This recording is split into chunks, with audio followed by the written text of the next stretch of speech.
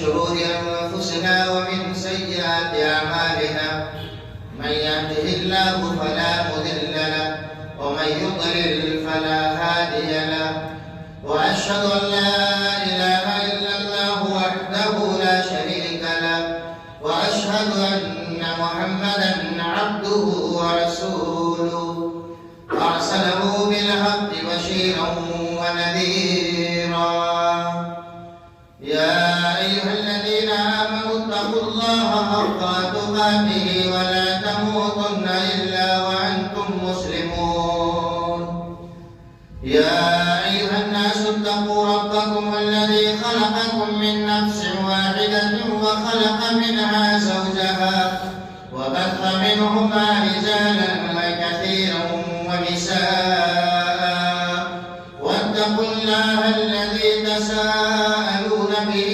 والأرحام إن الله كان عليكم رقيبا يا أيها الذين آمنوا اتقوا الله وقولوا قولا سديدا يصلح لكم أعمالكم ويغفر لكم ذنوبكم ومن يطع الله ورسوله فقد فاز فوزا عظيما أما بعد فإن خير الحديث كتاب الله وخير الهدي هدي محمد صلى الله عليه وسلم وشر الأمور محدثاتها وكل محدثة بدعة وكل بدعة ضلالة وكل ضلالة في النار.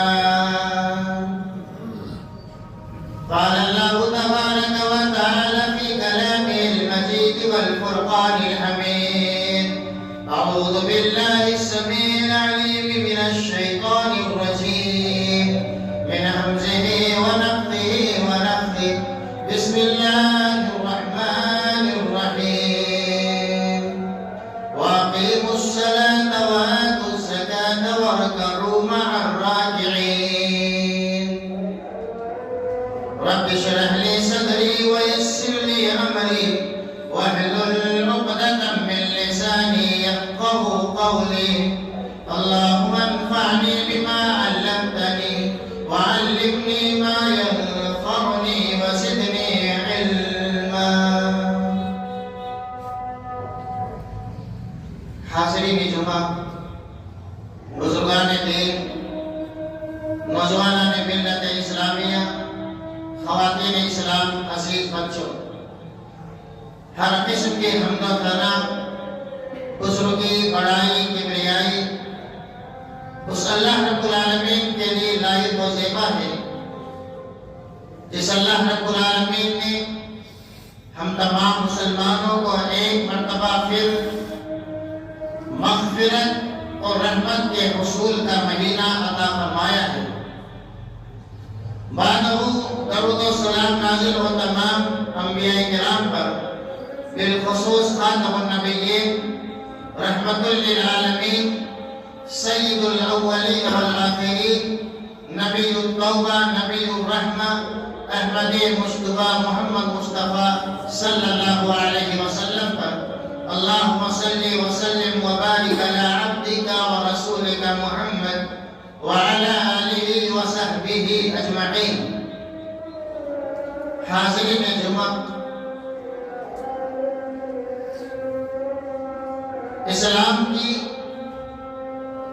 جو خوبیاں ہم اور آپ جانتے ہیں، انہی خوبیوں میں سے ایک بہت بڑی خوبی یہ ہے کہ اسلام ہمیں مال کے تعلق سے بھی رہنمائی کرتا ہے کہ مال کیسے کمایا جائے، مال کس طریقے سے خرچ کیا جائے اور مال خرچ کرنے کے مصارف کیا ہیں۔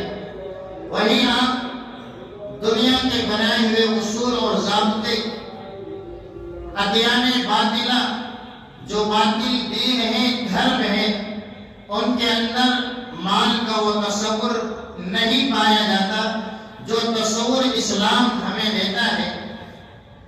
مال ہی کے تعلق سے اسلام ہمیں جو تصور دیتا ہے وہ ایک تصور ہے زکوٰۃ کا تصور۔ زکوٰۃ کے تعلق سے کہ زکوٰۃ کی اہمیت کیا ہے، زکوٰۃ فرض کرنے کی حکمتیں کیا ہیں، اور زکوٰۃ میں ہونے والی غلطیاں سماج اور معاشرے میں کیا کیا پائی جاتی ہے، مختصراً زکوٰۃ کے تعلق سے میں اپنی باتیں رکھوں گا۔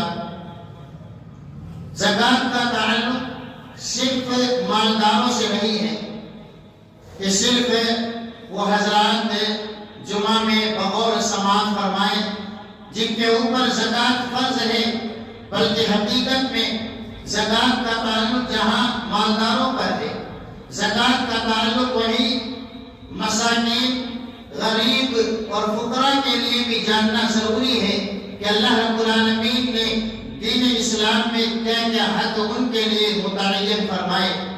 زکوٰۃ کا تعلق جتنا مردوں سے ہے اتنا ہی زکوٰۃ کا تعلق خواتین اور عورتوں سے بھی ہے، لہذا ہر ایک انسان زکوٰۃ جیسے اہم موضوع کے تعلق سے صحیح معلومات اپنے پاس جمع کر کے رکھے کہ زندگی میں کہیں زکوٰۃ کے تعلق سے مجھ سے، آپ سے، کسی اور انسان سے کہیں غلطی تو سرزد نہیں ہو رہی ہے۔ زکوٰۃ کی اہمیت کے لیے اتنا ہی کافی ہے کہ جب ہم اور آپ قرآن پڑھتے ہیں، قرآن کا مطالعہ کرتے ہیں تو اللہ رب العالمین نے 30 سے زائد مقامات پر زکوٰۃ کا تذکرہ کیا ہے، بلکہ اللہ رب العالمین نے 26 مرتبہ نماز اور زکوٰۃ کو ایک ساتھ بیان فرمایا ہے۔ یہی وجہ ہے کہ جب خلیفہ اول حضرت ابوبکر صدیق رضی اللہ عنہ کی خلافت میں کچھ لوگوں نے زکوٰۃ دینے سے انکار کر دیا، جنہیں مانعین زکوٰۃ کہا جاتا ہے، تو حضرت ابوبکر صدیق رضی اللہ عنہ نے صاف فرمایا لَأُقَاتِلَنَّ کہ ایسے لوگوں سے جو زکوٰۃ اور نماز کے درمیان فرق کرتے ہیں، اگر وہ زکوٰۃ نہیں دیتے ہیں تو ایسے لوگوں کے خلاف میں جہاد کروں گا۔ تو یہ اہمیت ہے زکوٰۃ کی کہ اگر کوئی انسان نماز کو فرض سمجھتا ہے اور زکوٰۃ کا انکار ہے، زکوٰۃ کو فرض نہیں سمجھتا ہے، تو اسلام ایسے انسان کے خلاف جہاد تک کرنے کا اعلان کرتا ہے۔ یہ زکوٰۃ کی اہمیت ہے۔ زکوٰۃ اور مال کے تعلق سے اسلام نے جو کانسیپٹ اور جو تصور دیا ہے وہ تصور یہ ہے کہ اسلام نے مال کے ایک تعلق کو اسلام کے 5 ارکان میں سے ایک رکن قرار دیا ہے۔ اسلام کے 5 پلرز ہیں، 5 بنیادیں ہیں، انہی 5 بنیادوں میں سے تیسرا رکن اور تیسری بنیاد وہ ایتاء الزکاۃ، زکوٰۃ دینا بھی ہے۔ یہ مال اور زکوٰۃ کے تعلق سے اسلام ہماری رہنمائی کرتا ہے۔ زکوٰۃ فرض کرنے کی کئی حکمتیں ہیں، باتیں زیادہ ہیں، اس لیے مختصر میں آپ کے سامنے چند حکمتیں رکھوں گا۔ زکوٰۃ فرض کرنے کا بنیادی مقصد یہ ہے کہ اللہ رب العالمین زکوٰۃ کے ذریعے سے انسانوں کا، مالداروں کا تزکیہ نفس کرنا چاہتا ہے۔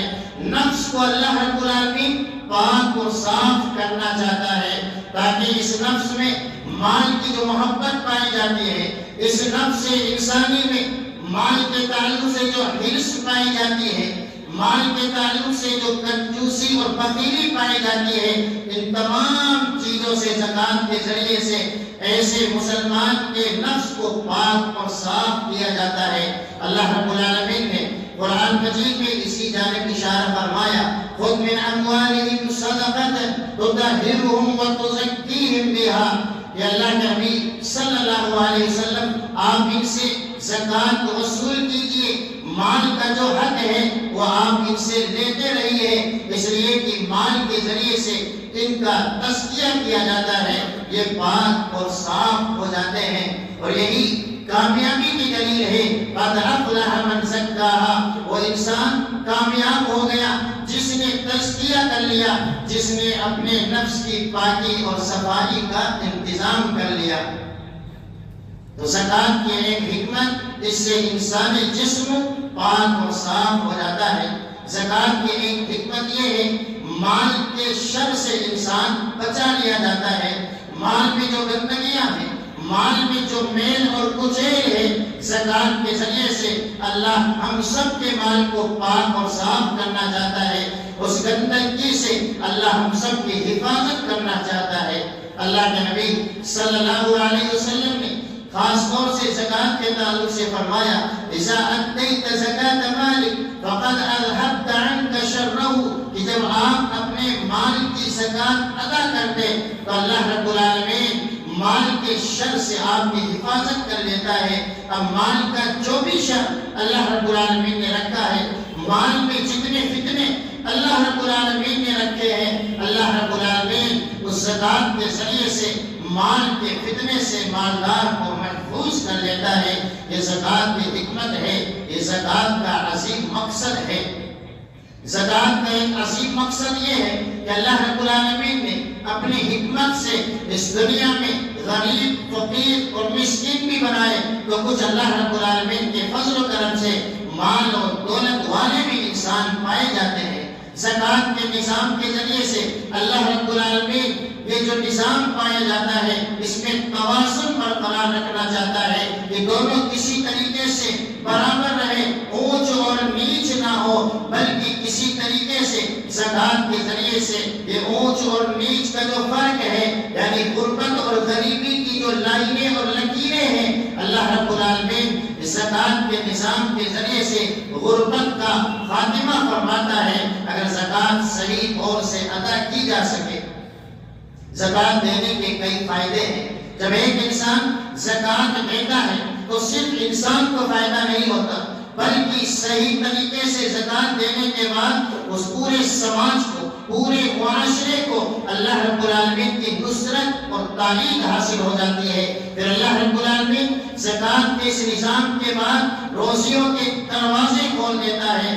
رسول اللہ صلی اللہ علیہ وسلم نے فرمایا هل تنصرون وترزقون الا بضعفائكم، کہ تمہارا کمزوروں کا خیال رکھنا، مسکینوں کا خیال رکھنا، محتاجوں کا خیال رکھنا، یہ ایک ایسی عبادت ہے، یہ ایک ایسی نیکی ہے۔ اللہ اس عبادت کے ذریعے سے، اس نیکی کے ذریعے سے تمہاری مدد کر رہا ہے اور اللہ رب العالمین تمہیں روزی فراہم کر رہا ہے۔ اگر ہم اور آپ صحیح معنوں میں اللہ رب العالمین سے روزی کے طلبگار ہیں، اللہ رب العالمین سے نصرت اور تعلیم چاہتے ہیں، خاص طور سے آج کے بدلتے ہوئے حالات میں ہم مسلمانوں کے لیے لازم اور ضروری ہے کہ اللہ کی نصرت ہمیں شامل حال رہے، تو اس کے لیے بہترین طریقہ یہ ہے کہ ہم اور آپ کمزوروں کا خیال رکھیں۔ کمزوروں کا خیال رکھنے سے اللہ کی مدد ناصب ہوتی ہے۔ زکات کا نظام جب قائم ہو جاتا ہے اور صحیح طریقے سے زکات ادا کی جاتی ہے، قدرتی جو آفتیں ہیں، قدرت کی جانب سے نازل ہونے والی جو بلائیں ہیں، جو مصیبتیں ہیں، اللہ رب العالمین زکات دینے والے کو اور اس معاشرے کی حفاظت فرماتا ہے قدرتی آفتوں سے اور قدرتی بلاؤں سے۔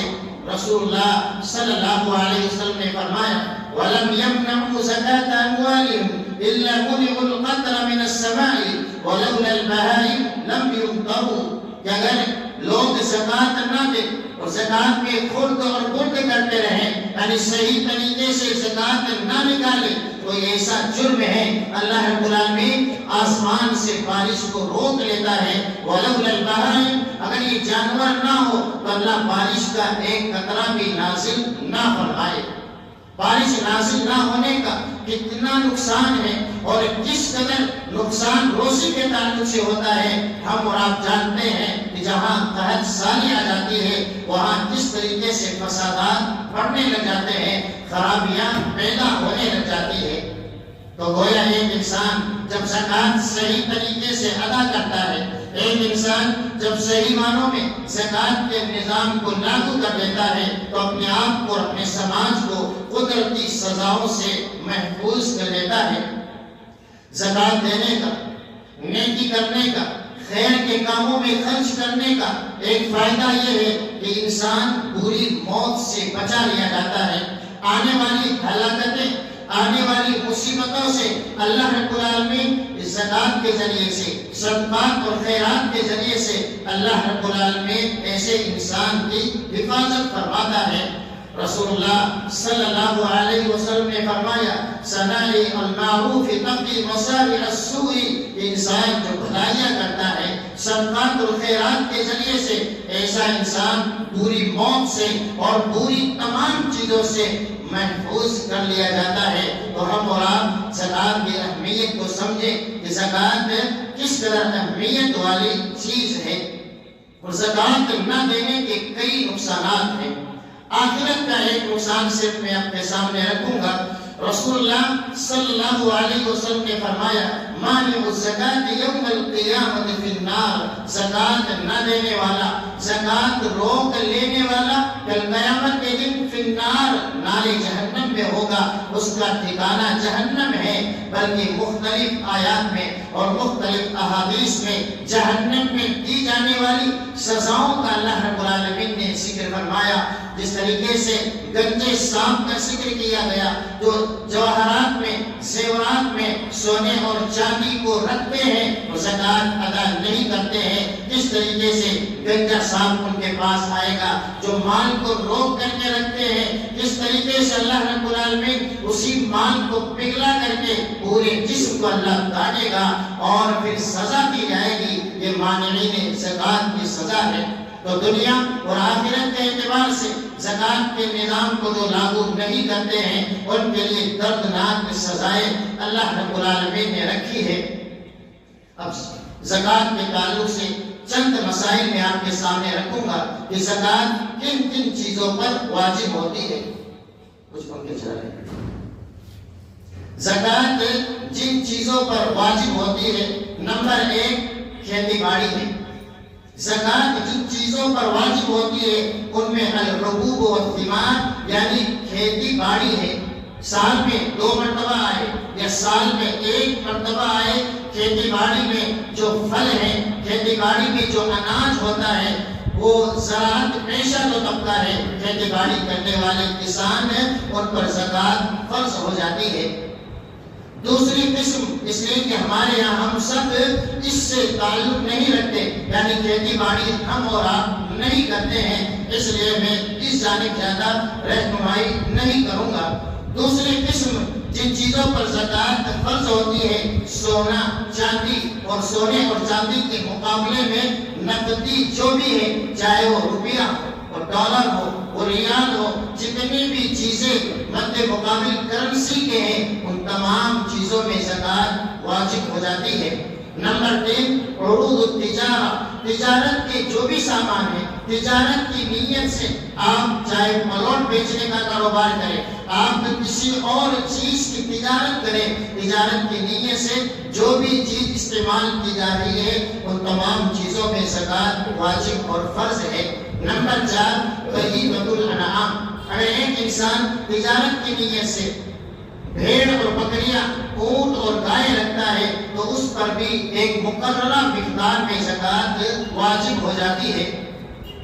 ہم اور آپ کا تعلق زیادہ سونے چاندی یا سونے اور چاندی کے بالمقابل کرنسی سے ہے، اس لیے میں صرف سونے اور چاندی اور کرنسی کے تعلق سے چند شرائط آپ کے سامنے رکھوں گا۔ سونے اور چاندی کے تعلق سے جو شرطیں پائی جاتی ہیں، یعنی کب زکات فرض ہو جاتی ہے، ایک شرط یہ ہے سونے اور چاندی میں یا کرنسی میں، روپے اور پیسے میں وہ نصاب تک پہنچ جائے۔ ایسا نہیں ہے کہ کسی انسان کے پاس 10-20 ہزار ہو تو وہ زکات اس پر واجب ہو جاتی ہے، بلکہ اس کے لیے ایک مقررہ نصاب ہے۔ سونے کا نصاب جو اہل علم نے خاص طور سے عربی زبان میں جو زکات کے تعلق سے کتابیں لکھی گئی ہے اس میں وزن مقرر کیا گیا ہے 85 گرام سونا، یعنی 85 گرام سونا اگر کسی کے پاس ہے تو یہ نصاب کو پہنچ چکا ہے، اس پر زکات واجب ہو جاتی ہے۔ اسی طریقے سے چاندی کے تعلق سے تقریباً 600 گرام چاندی اگر کسی کے پاس موجود ہے تو یہ نصاب چاندی کا ہے۔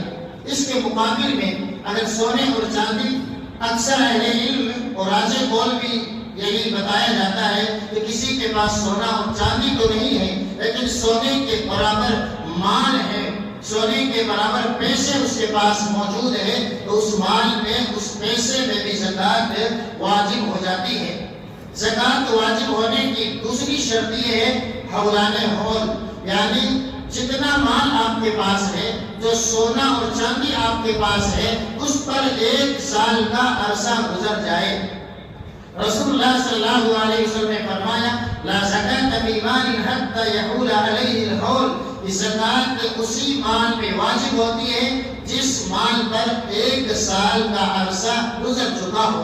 یعنی اگر آپ کے پاس اتنا سونا اور چاندی آپ نے رمضان میں حاصل کیا، یا آپ کے پاس نصاب کی متعین جو مقدار ہے روپیہ اور پیسہ اس رمضان میں اتنا ہو چکا ہے، تو اگلے رمضان میں آپ کے اوپر ان تمام چیزوں میں زکوٰۃ واجب ہو جاتی ہے۔ تو 1 سال کا عرصہ ضروری ہے اس نصاب پر گزرنا۔ اسی طریقے سے ایک تیسری اور بنیادی شرط یہ ہے زکوٰۃ واجب ہونے کے لیے کہ آپ اس کے ملکیت آپ رکھتے ہو، آپ اس مال کے مالک ہو جس میں آپ خود تصرف کر سکیں۔ کئی مرتبہ ایسا ہوتا ہے مال آپ کے پاس نہیں ہے، کب آئے گا اس کی کوئی گارنٹی نہیں، آئے گا یا نہ بھی آئے اس کی کوئی گارنٹی نہیں ہے، تو ایسے مال میں زکوٰۃ واجب ہے جس کے کلی طور سے آپ مالک ہو۔ مثال کے طور پر آپ کے پاس ہے یا آپ کے بینک اکاؤنٹ میں ہے، اس کے بھی آپ کلی طور سے مالک ہیں، جب چاہیں آپ اس میں تصرف کر سکتے ہیں۔ اس کے علاوہ بھی زکوٰۃ کی کئی شرطیں ہیں، مختصر شرطیں میں نے آپ کے سامنے رکھی ہیں۔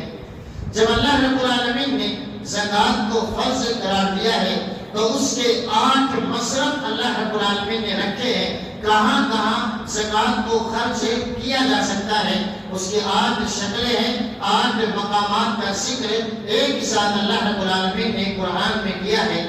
انما الصدقات للفقراء والمساكين والعاملين عليها والمؤلفة قلوبهم وفي الرقاب والغارمين وفي سبيل الله وابن السبيل۔ یہ 8 مصرف ہے جہاں ہم اور آپ زکوٰۃ خرچ کر سکتے ہیں۔ پہلا مصرف جو اللہ رب العالمین نے ذکر فرمایا للفقراء، وہ فقیر ہے۔ دوسرا مصرف جہاں ہم اور آپ زکوٰۃ دے سکتے ہیں والمساکین، وہ مسکین ہے۔ فقیر اور مسکین میں فرق یہ کیا جاتا ہے کہ فقیر کے پاس کچھ نہیں ہوتا، مسکین کے پاس کچھ ہوتا ہے، لیکن ضروریات زندگی گزارنے کے لیے اس کے پاس جتنا کچھ ہے وہ ناکافی ہے۔ ہم میں سے اکثریت آپ دیکھیں گے جن کی تنخواہیں کم ہیں، 10,000 20,000 کی جن کی تنخواہیں ہیں، جائز ضروریات بھی اگر وہ گھر کی پوری کرنے کی کوشش کرتا ہے تو 10-20 ہزار آج اس مہنگائی کے دور میں کئی گھر والوں کو ناکافی ہوتے ہیں۔ بچے ہیں، بچوں کی پڑھائی کا خرچہ ہے، یعنی جائز ضروریات شوق مانتے ہوئے بھی ایک انسان کی تنخواہ ہو تو کئی ہم میں سے ایسے انسان ہیں جو حقیقت میں مسکین کی زندگی گزار رہے ہیں، لیکن وہ سفید پوش ہے، انہیں شرم آتی ہے، آر آتی ہے، وہ ہم اور آپ کے سامنے ہاتھ نہیں پھیلاتے ہیں۔ اس لیے ہم اور آپ فقیروں کا حق دینے کی کوشش کرتے ہیں، لیکن اکثر و بیشتر مسکینوں تک زکوٰۃ نہیں پہنچ پاتی ہے۔ کتنے ہمارے آس پڑوس میں ایسے مسکین ہیں جو مانگتے نہیں ہیں لیکن گھٹ گھٹ کر زندگی گزار رہے ہیں۔ ہم سب کا حق یہ ہے کہ ایسے لوگوں کا خاص خیال رکھا جائے تاکہ وہ بھی اپنی ضروریات پوری کر سکیں۔ والعاملین علیہا، تیسرا مطلب زکوٰۃ کا ہے کہ زکوٰۃ وصول کرنے والے، خاص طور سے اسلامی حکومت میں زکوٰۃ وصول کرنے کے لیے جو مقرر کیے جاتے تھے ان کا حصہ بھی پرسنٹیج نہیں بلکہ ان کی تنخواہیں بھی اسی سے دی جاتی تھی۔ والمؤلفۃ قلوبہم، یعنی ایک ایسا کافر ہے یا ایسا مسلمان ہے جو ابھی مسلمان ہوا ہے یا اس کے اسلام لانے کا چانس ہے کہ اگر اس کی مال سے مدد کی جائے تو یہ غریب ہے یا مالدار ہے لیکن کچھ دینے کی وجہ سے یہ اسلام کی جانب آئے گا، تو مؤلفۃ قلوب، دل کو رکھنے کے لیے بھی زکوٰۃ کئی چیزوں میں کئی چیزوں کا یہ مصرف ہے۔ وفی الرقاب بھی غلاموں کو آزاد کرنے میں زکوٰۃ خرچ کی جا سکتی ہے۔ آج کل غلاموں کا دور نہیں ہے۔ والغارمین، اس جانب بھی ہماری توجہ نہیں ہوتی، جو مقروض ہے انہیں بھی قرض دیا جا سکتا ہے، انہیں بھی زکوٰۃ کی رقم دی جا سکتی ہے۔ آج ہم اور آپ ایسے مقروض جو جائز ضروریات کی وجہ سے مقروض ہوئے ہوں، جو مہنگے شوق پورے کرنے کے لیے، گاڑیوں کے لیے، مہنگے موبائل کے لیے، مہنگی شادیوں کے لیے مقروض نہ ہو، بلکہ جائز ضروریات کے لیے جنہوں نے قرضہ لیا ہو، ایسے مقروض حضرات کا بھی خیال رکھنا چاہیے۔ وفی سبیل اللہ، اور اللہ کے راستے میں، چاہے وہ جہاد کرنے والے ہوں یا اللہ کے راستے میں مدارس ہو، اللہ کے راستے میں جہاں جہاں اللہ رب العالمین کے راستے میں کام کیا جاتا ہو، ایسی جگہ زکوٰۃ دی جا سکتی ہے۔ وابن السبیل، اور ایسے مسافر کو جو اگرچہ گاؤں میں سیٹ ہو، مالدار ہو، لیکن حالت سفر میں اس کا جیب کٹ گیا ہو، یا سفر میں وہ کسی پریشانی میں مبتلا ہو گیا ہو، تو اگرچہ اپنے گھر کا سیٹ ہو، مالدار ہی کیوں نہ ہو، ایسے مسافر کو زکوٰۃ دی جا سکتی ہے۔ یہ 8 مصرف اللہ رب العالمین نے ایک کے بعد دیگرے بیان فرمائے ہیں۔ زکوٰۃ کے تعلق سے جو غلطیاں پائی جاتی ہیں، اس جانب بھی میں آپ کی رہنمائی کرتا چلوں۔ انتہائی مختصر چیزیں آپ کے سامنے رکھوں گا۔ زکوٰۃ کے تعلق سے ایک چیز ہمارے درمیان جو رائج ہے کہ زکوٰۃ دینے والا دوسروں کے حقوق کھاتا رہتا ہے اور ہر سال زکوٰۃ نکالتا رہتا ہے۔ یہ انتہائی خطرناک غلطی ہے۔ پہلے آپ جس کا حق آپ کے اوپر واجب ہے اس کے حقوق ادا کر دیں، چاہے کسی کا قرضہ ہو یا کسی بھی تعلق سے اسلام نے جو حق رکھا ہو، وہ حق آپ پہلے ادا کریں۔ اس کے بعد اگر آپ کے پاس مال ہے اور آپ صاحب نصاب ہو تو آپ کے اوپر زکوٰۃ فرض اور واجب ہو جاتی ہے۔ زکوٰۃ کے تعلق سے ایک چیز جو خاص طور سے ہمارے شہر میں دیکھنے میں آتی ہے کہ زکوٰۃ ادھار دی جاتی ہے۔ زکوٰۃ کا تصور یہ ہے کہ ہم اور آپ زکوٰۃ کسی کو دیں یا زکوٰۃ کی رسید کٹوا دیں، 2، 4، 5 مہینے کے بعد زکوٰۃ دیں۔ یہ زکوٰۃ کا تصور اسلامی تعلیمات کے خلاف ہے۔ آپ صاحب نصاب کس وقت ہوئے ہیں، جلد از جلد آپ کو زکوٰۃ دینی ہے اور ایک ساتھ زکوٰۃ وصول کرنے والے تک پہنچا دینی ہے۔ یہ اسلام کا طریقہ ہے۔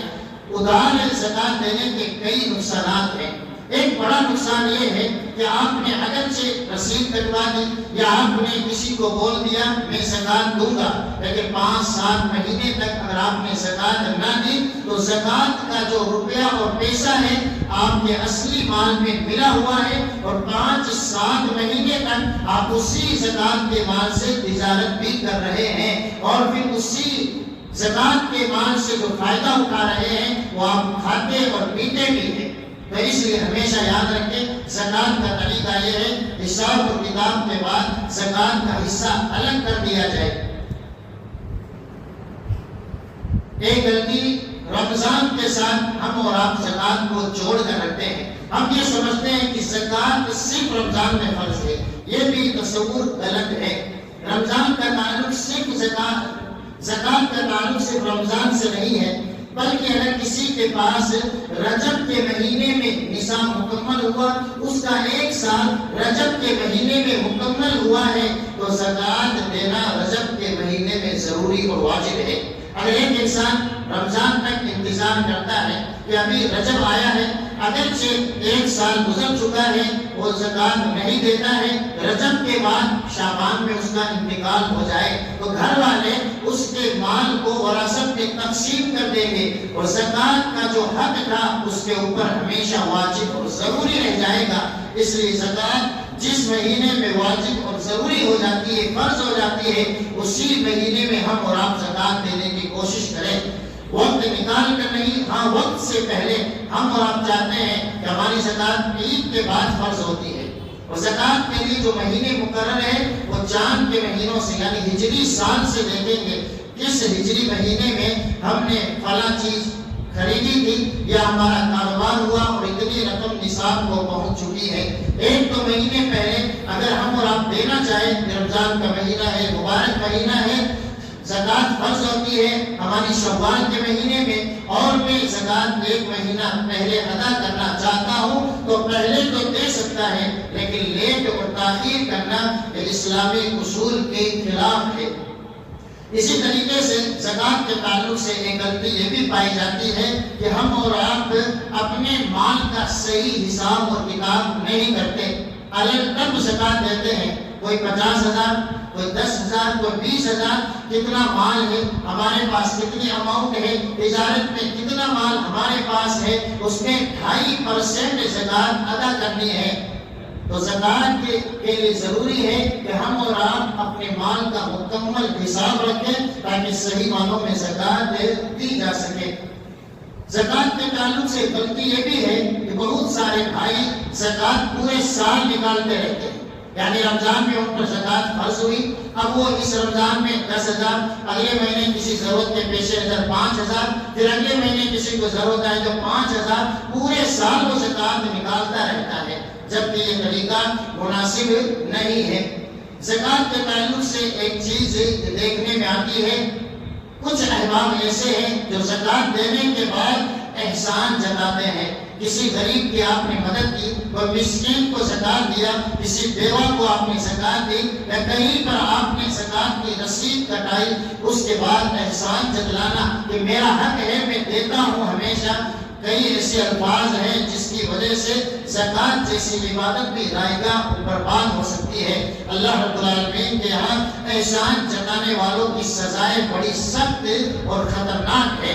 یہ آپ پر اللہ کا احسان ہے کہ اللہ ہی نے مال دیا ہے، اور صرف 2.5% اللہ نے مطالبہ کیا ہے، ورنہ ہم اور آپ گورنمنٹ کے ٹیکس سے جو پستے جا رہے ہیں، جب گورنمنٹ کا دباؤ آتا ہے تو کتنے % ہر چیز پر دیتے ہیں، لیکن اللہ رب العالمین نے سال میں ایک مرتبہ صرف 2.5% رکھتا ہے، وہ بھی ہمیں بوجھ نظر آتا ہے۔ اسی طریقے سے غلطی زکوٰۃ کے تعلق سے یہ ہے کہ کسی بھائی کو قرضہ دیا جاتا ہے، اب وہ قرضہ چکانے کی طاقت نہیں رکھتا ہے، تو 2، 4، 5 مہینے کے بعد اسے یہ کہہ دیا جاتا ہے کہ میرے اوپر 50,000 کی زکوٰۃ ہے، میں 50,000 تجھ سے مانگتا ہوں، جو دیا تھا وہی 50,000 میری زکوٰۃ سمجھ لو۔ یہ بھی طریقہ غلط ہے۔ زکوٰۃ کے لیے ضروری ہے کہ یہ عبادت ہے، اس نیت کے ساتھ زکوٰۃ دی جائے۔ آپ نے جو رقم دی تھی وہ رقم قرضے کے طور پر تھی، اور زکوٰۃ کی رقم ایک الگ رقم ہے، اس لیے قرضے اور زکوٰۃ کو ایک ساتھ نہ جوڑا جائے۔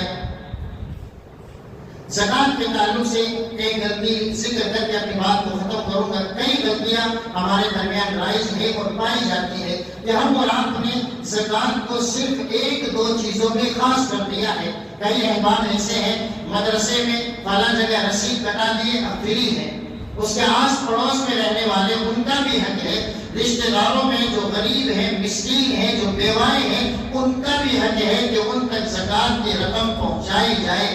اگر ہم اور آپ زکوٰۃ کے تعلق سے مسئلے و مسائل نہیں جانتے ہیں تو طالب العلم فریضۃ علی کل مسلم کے تحت ہر انسان کو جن کے اوپر زکوٰۃ واجب اور ضروری ہے، انہیں زکوٰۃ کے مسائل کو جاننا ضروری ہے۔ اللہ رب العالمین سے دعا ہے اللہ رب العالمین ہم تمام مسلمانوں کو زکوٰۃ جیسی عبادت کو سمجھ کر صحیح معنوں میں اس کا حق ادا کرنے کی توفیق عطا فرمائے۔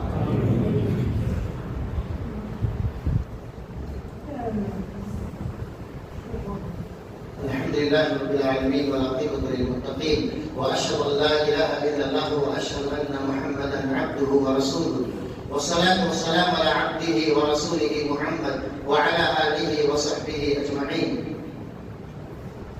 اللہ رب العالمین نے جو زکوٰۃ کا نظام بنایا ہے، اگر مسلمان صحیح معنوں میں زکوٰۃ کے سسٹم اور نظام کو اس دنیا میں جہاں جہاں مسلمان ہیں صحیح طریقے سے لاگو کر دے تو پوری دنیا سے غریبی ختم ہو سکتی ہے۔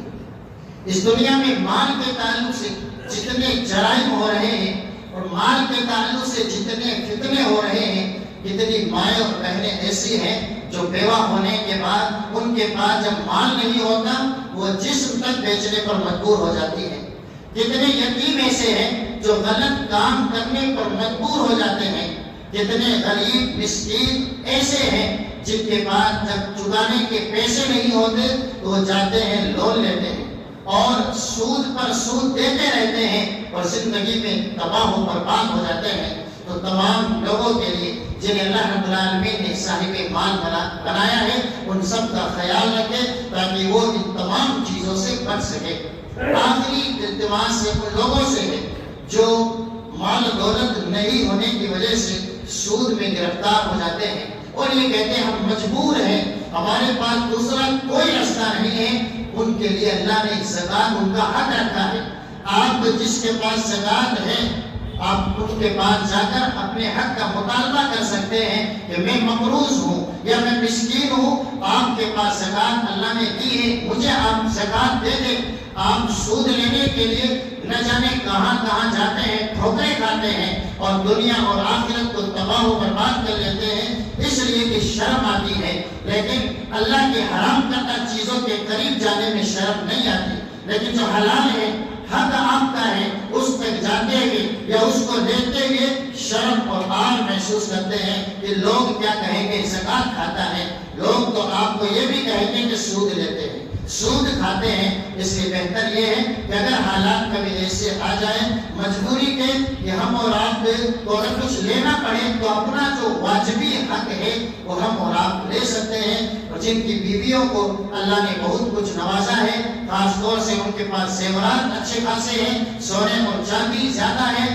ان کا شوہر اگر ضرورت رکھتا ہو تو ان کے لیے ضروری ہے کہ وہ دوسروں کو دینے کے بجائے اپنے شوہر کے ہاتھ مضبوط کرے۔ اس طرح کے صحابہ کرام سے ہم اور آپ کو دلیلیں ملتی ہیں کہ بیوی اپنے شوہر کو زکات دے سکتی ہے تاکہ وہ دوسروں کے سامنے ہاتھ نہ پھیلائے۔ اللہ رب العالمین سے دعا ہے اللہ رب العالمین ہم تمام سامعین اور سامعات کو اسلامی نظام کو سمجھ کر زندگی گزارنے کی توفیق عطا فرما دے۔ اللہ رب العالمین ہماری تمام عبادتوں کو تو قبول فرما لے۔ اللہ رب العالمین ہمارے زکات کو، صدقات کو، عطیات کو اللہ رب العالمین میدان محشر سے بچنے کا ذریعہ نجات بنا دے۔ اللہ جب تک زندہ رکھ، ایمان کے ساتھ زندہ رکھ، جب ہمارا خاتمہ ہو ایمان بالخیر کے ساتھ، آمین۔ ان اللہ وملائکته یصلون علی النبی یا ایھا الذین آمنوا صلوا علیہ وسلموا تسلیما اللهم صل وسلم وبارک علی عبدک ورسولک محمد وعلی آلہ وصحبہ اجمعین۔ عباد اللہ رحمکم اللہ، ان اللہ یأمر بالعدل والإحسان وإیتاء ذی القربى وینہی عن الفحشاء والمنکر والبغی یعظکم لعلکم تذکرون۔ اذکروا اللہ یذکرکم وادعوہ یستجب لکم ولذکر اللہ تعالی اعلی وجل۔